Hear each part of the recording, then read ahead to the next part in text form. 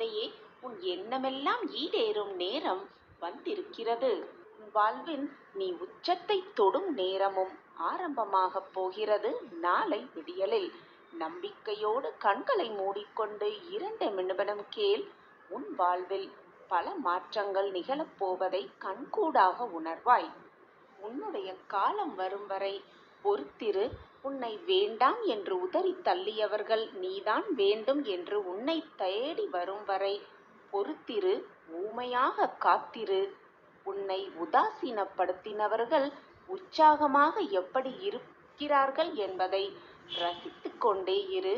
உன் காலம் வரும்பொழுது அவர்களுக்கான பதிலை நீயே சொல்லலாம். மிக ஆனந்தமாக எல்லார் வாழ்க்கையிலும் மாற்றங்கள் நிகழ்ந்து கொண்டேதான் இருக்கும். உன் வாழ்வு மட்டும் அப்படியே போய்விடுமா என்ன? நிச்சயமாக போகாது. அப்படி போகவும் நான் விடமாட்டேன். குழந்தையே, உனக்கு அழுகை வரும்பொழுது அல்லது உன் கண்களிலிருந்து கண்ணீர் வரும்பொழுது அதை பார்த்து வேறொருவர் கண்களில் கண்ணீர் வந்தால் அவர்களை விட மிக உன்னதமான உறவு இந்த உலகத்திலே இல்லை. குழந்தையே, வாழ்க்கையில் நீ சென்ற இடமெல்லாம் துன்பமும் கஷ்டமும் அவமானமும் உன்னை தொடர்ந்த காலமெல்லாம் முடியப் போகிறது. இன்றோடு முடியப் போகிறது. நம்பிக்கையோடு தூங்கு. நாளை விடியல் உனக்கு மகிழ்ச்சி, சந்தோஷம், ஆனந்தம், அற்புதம் எல்லாம் ஒரு சேர நடக்கப் போகிறது. நீ பல நாட்களாக எதிர்பார்த்திருந்த அந்த நல்ல விடியல், உனக்கான விடியல் நாளை விடியும். ஒன்றை நன்றாக புரிந்து கொள். அவரவர் செயல்களின் அணுகுமுறைகளை பொறுத்தே வெற்றி தோல்விகள் தீர்மானிக்கப்படுகிறது என்பதை புரிந்து கொள். இப்பொழுது நீ எவ்வளவு மகிழ்ச்சியாக இருக்கிறாயோ அந்த மகிழ்ச்சி எப்பொழுதுமே உன் வாழ்க்கையில் சூழ்ந்திருக்க வேண்டும் என்று அந்த எண்ணத்தோடு எப்பொழுதும் இரு. உன் மகிழ்ச்சியான எண்ணங்களே உன் வாழ்க்கையை மிக மகிழ்ச்சியாக மாற்றிவிடும். உன் வாழ்க்கையில் நீ இருக்கும் இப்பொழுது இந்த சூழ்நிலையில் உன் வாழ்க்கையில் ஒரு திருப்பம் வரும். அதுவும் ராஜபோக வாழ்க்கையாகவே மாறிவிடும். இப்பொழுது உன் வாழ்க்கையில் ஏற்படும் பிரச்சனை, சோதனை, துன்பம் எல்லாவற்றுக்கும் ஒரு திருப்பம் வந்தால்தான் உன் வாழ்க்கையில் ஒரு நல்ல முடிவுக்கு உன்னால் வர முடியும் என்பதை புரிந்து கொள்.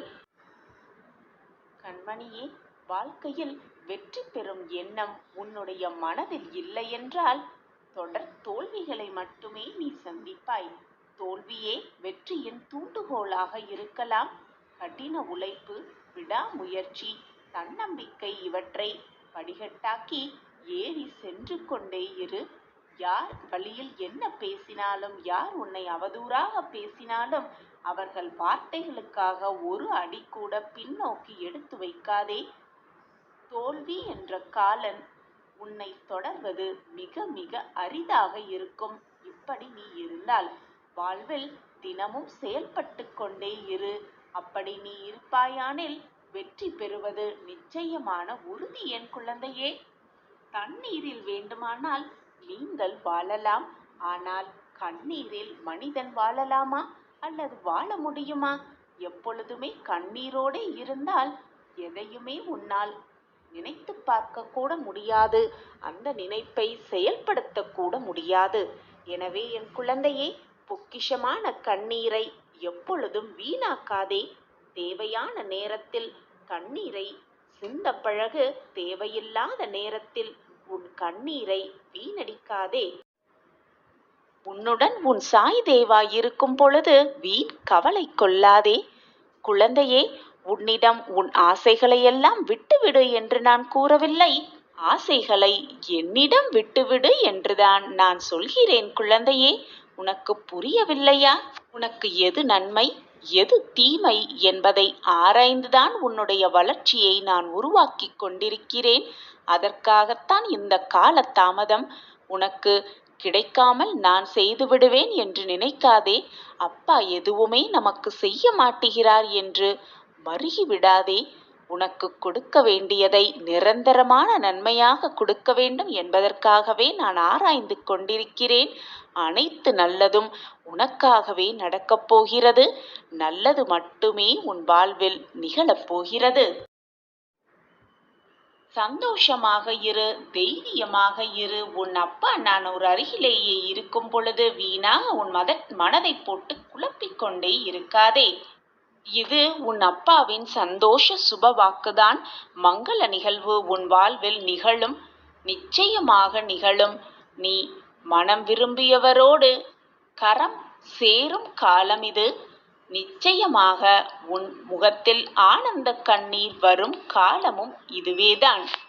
நான் வாழ்க்கையில் ஜெயிப்பேன், நிச்சயமாக என்னை ஜெயிக்க வைக்க என் சாயப்பா உறுதுணையாக இருப்பார் என்ற மனப்பக்குவம் உனக்குள் வந்துவிட்டாலே மகிழ்ச்சியும் நிம்மதியும் சந்தோஷமும் உன்னுள் வந்து குடி புகுந்துவிடும். எவருக்குமே அவர்கள் விரும்பிய அனைத்தையும் வாழ்க்கை முழுவதுமாக தருவதில்லை. வேண்டியதை வேண்டிய நேரத்தில்தான் இந்த வாழ்க்கை தருகிறது. நீ விரும்பியதை இந்த வாழ்க்கை தரும் என்று காத்துக்கொண்டே இருக்காமல், இந்த வாழ்க்கை தருவதை வைத்துக்கொண்டு நீ விரும்பியதை எப்படி அடையலாம் என்பதை பற்றி சிந்தனை செய்து கொண்டே இரு. பொறுமையாக காத்திரு. உனக்கான நல்ல நேரம் வரும்பொழுது அதற்கான வாய்ப்பும் உன் கண்களுக்கு தெரியும்.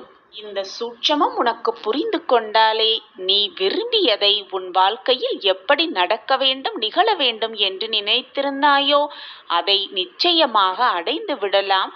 உனக்கு துணையாக உன் அப்பா எப்பொழுதும் உன் அருகிலேயே இருப்பேன் என்பதை மறந்தும் கூட மறந்துவிடாதே.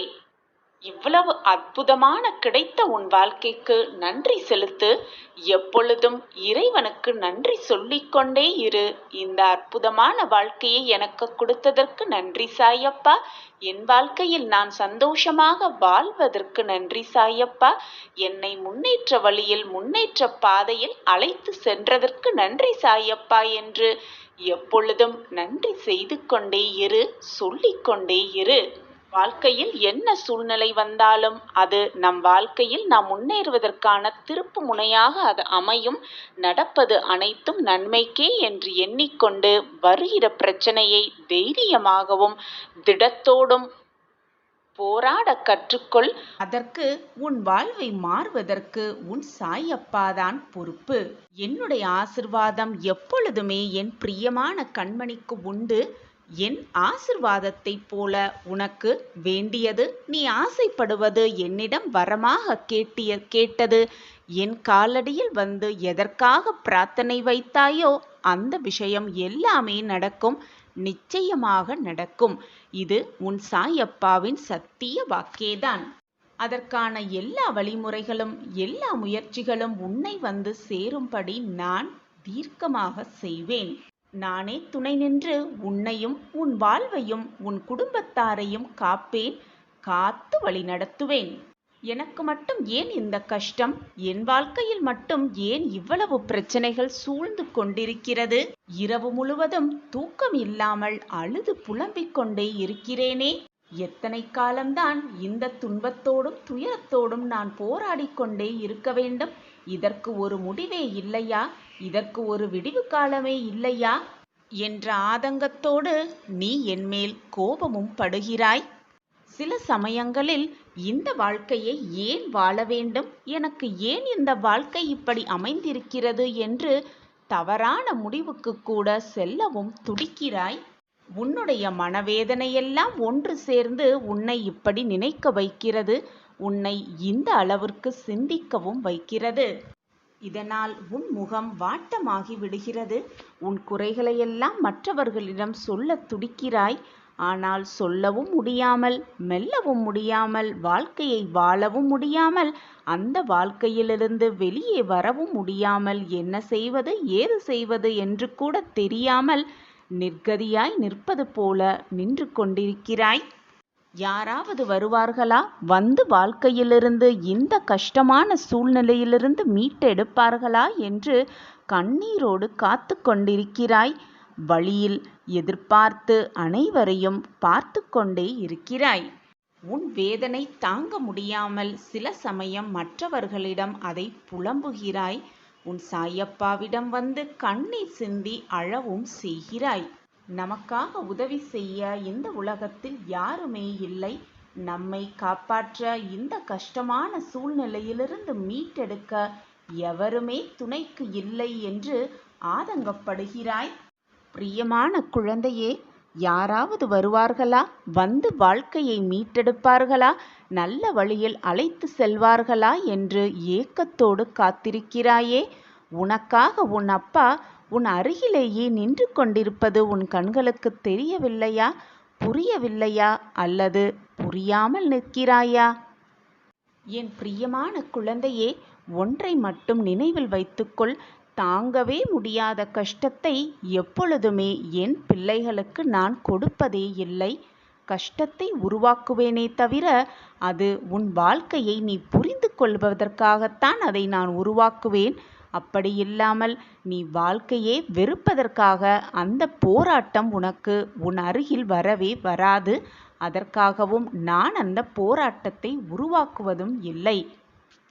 எந்த ஒரு பிரச்சனைக்குமே தீர்வு இல்லாமல் இருக்கவே இருக்காது.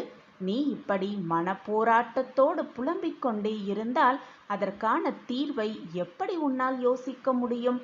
பிரச்சனையே இல்லாத வாழ்க்கை யாருக்குமே இந்த உலகத்தில் இல்லை. பிரச்சனை என்று ஒன்று வந்தால் அதற்கான தீர்வு நிச்சயமாக வந்து கொண்டே இருக்கும். அதை தேடி கண்டுபிடிப்பது ஒவ்வொருவரின் கடமை. அந்த தீர்வு வரும்பொழுது அந்த வாய்ப்பை பக்குவமாக பயன்படுத்தி அந்த பிரச்சனையிலிருந்து எப்படி மீள்வது என்பதில் சிந்தனைதான் இருக்க வேண்டுமே தவிர, பிரச்சனை வந்துவிட்டதே, அந்த பிரச்சனையிலிருந்து நான் எப்படி மீளப்போகிறேன் என்று தெரியவில்லை, வாழ்க்கையே வீணாகிவிட்டது, என்னை காக்க யாருமே இல்லை, என்னை மீட்டெடுக்க எவருமே இல்லை என்று புலம்பிக் கொண்டே இருந்தால் எதுவுமே சாதிக்க முடியாது. என் குழந்தையே, நன்றாக மனதில் வைத்துக்கொள். தாங்கவே முடியாத பிரச்சனைகளை நிச்சயமாக உன் சாயப்பா உனக்கோ என்னுடைய பிள்ளைகளுக்கோ எப்பொழுதும் நான் கொடுக்கவே மாட்டேன்.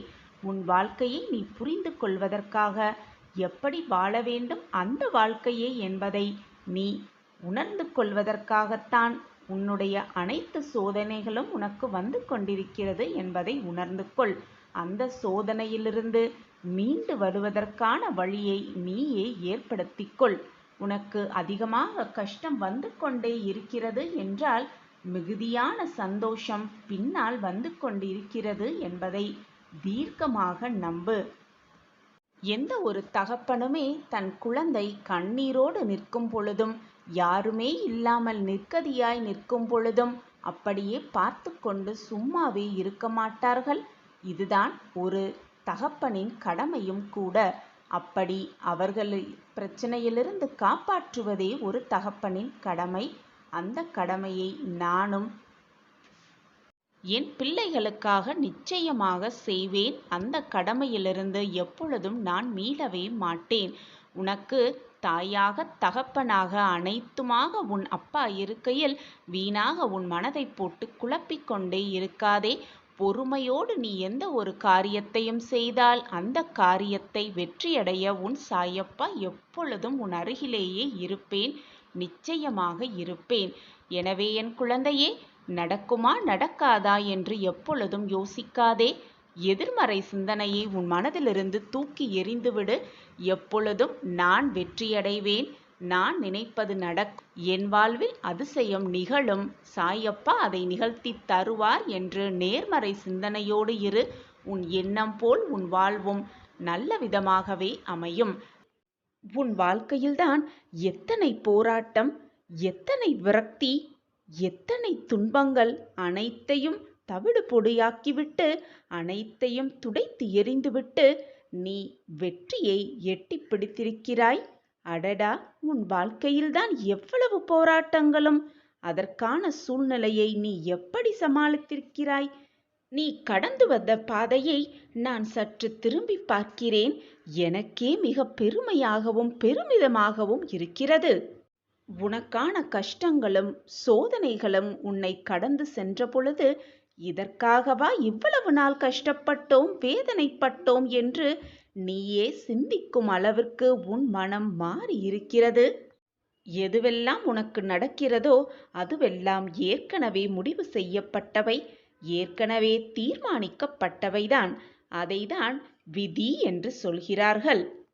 உனக்கு தோல்வி என்று ஒரு சூழ்நிலை வந்தாலும் நீ செய்த புண்ணியத்தாலும் என்னுடைய பரிபூரண அருளாலும் அதை தடுத்து விட முடியும் மிக சுலபமாக.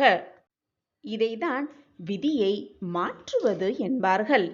இந்த விதியை மாற்றும் அறிவு, விதியை மாற்றும் பண்பு இயற்கையாகவே என்னுடைய பரிபூரண அருளால் உனக்கு கிடைத்துதான் இருக்கிறது. இது நாள் வரை எவ்வளவோ சோகங்களையும் துக்கங்களையும் கடந்து விட்டாய்.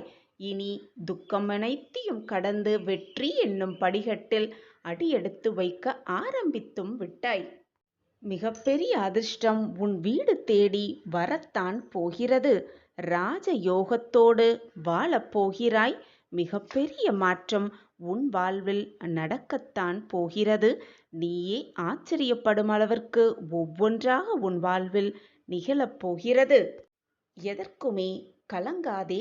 உன் நிம்மதியில்லாத வாழ்க்கையில் அனைத்தையும் இன்பம் பொங்கும் வாழ்க்கையாக மாற்றியமைக்கும் வேலையை உன் சாயப்பா ஏற்றுக்கொண்டிருக்கிறேன். இது உன் தந்தையின் சத்திய வாக்கு குழந்தையே. இனி உன் கண்களிலிருந்து கண்ணீர் ஒரு துளி கூட வரவே கூடாது. இது உன்னுடைய அப்பாவின் அன்பு கட்டளை. நீ எதிர்பார்த்த வாசலை மனிதர்கள் அடைக்கும் பொழுது நீ எதிர்பார்க்காத வாசலை உனக்காக, என் பிரியமான கண்மணிக்காக நான் திறந்து வைப்பேன். யாராவது உன்னை ஒதுக்கி வைத்தால் கவலைப்படாதே. கவலை ஏன் படுகிறாய்? யார் உன்னை எந்த தூரத்தில் ஒதுக்கி வைத்திருக்கிறார்களோ அந்த தூரத்தில் வாழ கற்றுக்கொள். அதனால் உனக்கு எந்த நஷ்டமும் இல்லை. உன்னை ஒதுக்கி வைத்தவர்களுக்குத்தான் நஷ்டம் மேல் நஷ்டம் வரும். உன்னை விட்டு சென்ற நாட்களையும், உன்னை விட்டு விலகிய மனிதர்களையும், உன்னை விட்டு விலகிய காலத்தையும் நினைத்து நினைத்து எத்தனை நாள்தான் வருந்திக் கொண்டே இருக்கப் போகிறாய்? உன்னுடைய கடந்த காலம் என்பது வெறும் கனவுதான். அதை மறந்துவிடு மிக சுலபமாக. உன்னுடைய எதிர்காலம் என்பது நிச்சயமே இல்லாதது. உன்னுடைய எதிர்காலத்தில் என்ன நடக்கும், ஏது நடக்கும் என்று யாருமே கணித்து பார்க்கவே முடியாது. ஆனால் இப்பொழுது நீ வாழ்ந்து கொண்டிருக்கும் நிகழ்காலமானது உனக்கான மகிழ்ச்சியை, உனக்கான சந்தோஷத்தை கொண்டு சேர்க்கும் காலமாகவே இருக்கும். உனக்கு அந்த பொக்கிஷமான காலத்தை உன் சாய் தேவா நிச்சயமாக வழங்குவேன். இந்த நிகழ்காலம்தான் உன் வாழ்வில் மிக முக்கியமாக காலமாகவே இருக்க வேண்டும். கடந்து போன உன் காலத்தையும், கடந்து போன மனிதர்களையும், கடந்து போன வாழ்க்கையையும் ஒரு பாடமாக வைத்துக்கொண்டு உன்னுடைய லட்சிய வாழ்க்கையான எதிர்காலத்தில் நீ வாழ வேண்டிய வாழ்க்கை எப்படி இருக்க வேண்டும் என்பதை சிந்தனை செய்து கொண்டே உன் நிகழ்காலத்தில் நீ வாழ்ந்து கொண்டிரு. சிந்தனையோடு இரு. எது வந்தாலும் போராடலாம் என்ற தைரியத்தோடு இரு. நம்பிக்கையோடு இரு. விழுந்தாலும் எழுந்து ஓடிக்கொண்டே இரு. வாழ்க்கையை மிக சுலபமாக வென்று விடலாம். வாழ்க்கையில் உனக்கு ஏன் தைரியமே இல்லாமல் இருக்கிறது? எதற்கெடுத்தாலும் இப்படி புலம்பிக் கொண்டே இருக்கிறாய்? எதற்கெடுத்தாலும் பயம், எதற்கெடுத்தாலும் இது அப்படியாகிவிடுமோ என்ற எதிர்மறை எண்ணத்தோடு இருக்கிறாய். அதுதான் உன்னை தடுமாற வைக்கிறது. பின்னே எடுக்கும் அடி தவறு இல்லை. ஆனால் அது விவேகம் மிக்க பின்னடிகள் என்றால் அதில் உன் சாதுரியம் இருக்கிறது என்று பெருமைப்பட்டுக்கொள். ஆனால் நீயே உன்னால் முடியும் என்ற விஷயத்தில் பயந்து தயங்கி இது வராது என்று பின்னே செல்கிறாய். இது ஏன் பிள்ளையே? சாதிக்க வேண்டும் என்ற எண்ணத்தை எதற்கு உனக்குள்ளே ஒளித்து மறைத்து வைத்திருக்கிறாய்? ஒளியை வெளி கண்களுக்கு படாமல் மறைத்து வைக்க முடியாது தெரியுமா? அது உள்ளே எரிந்து கொண்டிருந்தால் அதன் புகைச்சல்தான் உன் மன அழுத்தம். உன் ஒளி என்பது பேரொளியாய் வெளியில் சுடராகத்தான் எரிய வேண்டும். அதை உனக்கு உன் சாய் தேவா நானே செய்வேன். அங்கு வெளிச்சத்தின் வெளிச்சமாய் நீ இருக்கவே சிறு சிறு இருட்டுகள், அதில் உனக்கு பாதிப்பு இல்லாமல் நான் காப்பாற்றுவேன். மனவேதனை அடையாதே. நீ என் மடியில் அமர்ந்திருக்கும் பிள்ளை. உன் தலையில் மகுடத்தை நிச்சயமாக நான் சூடுவேன். இது உன் சாய் தேவாவின் சத்திய வாக்குதான். உன் கண்களுக்குத் தெரியவில்லை என்பதால் உன்னை விட்டு தூரமாக உன் சாய் தேவா நிற்கிறேன் என்று நினைக்கிறாய். உன் அழுகையை பார்த்துவிட்டு எப்படி நான் அப்படி இருப்பேன் குழந்தையே? என் உயிரல்லவா நீ? நான் தேடி கண்டுபிடித்த பொக்கிஷம் அல்லவா நீ? நீ உன்னுடைய துன்பங்கள் நிலையில்லாதது ஒன்று, ஆனால் அது தொடர்கின்றது என்று வருந்தாதே. வாழ்க்கை பாடம் அனுபவித்தலும் துன்பத்திலும் தான் பெறப்படுகிறது என்பதை தீர்க்கமாக நம்பு. உன்னுடைய துன்பத்திலும் உன்னுடைய வேதனையிலும் தான் உன்னுடைய வாழ்க்கை பாடத்தை நீ தினம் தினம் கற்றுக்கொண்டிருக்கிறாய். உனக்கு வரும் துன்பங்கள் நிலையே இல்லாதது, ஆனால் அது உன்னை மீண்டும் மீண்டும் தொடர்கின்றதே என்று எப்பொழுதும் வருந்தாதே. நான் உனக்கு துணையாக இருக்கிறேன். உனக்கு வரும் துன்பங்களை தவிடு பொடியாக்குவேன். உன் சாயி தேவா என்பதை மனதில் நிறுத்திக்கொள். எப்பொழுதும் தைரியமே இல்லாமல் இருக்காதே. எது நடந்தாலும் தைரியமாக இரு. வானமே இடிந்து உன் தலையில் விழும் சூழ்நிலை வந்தாலும் தைரியத்தை மட்டும் இழந்து விடாதே.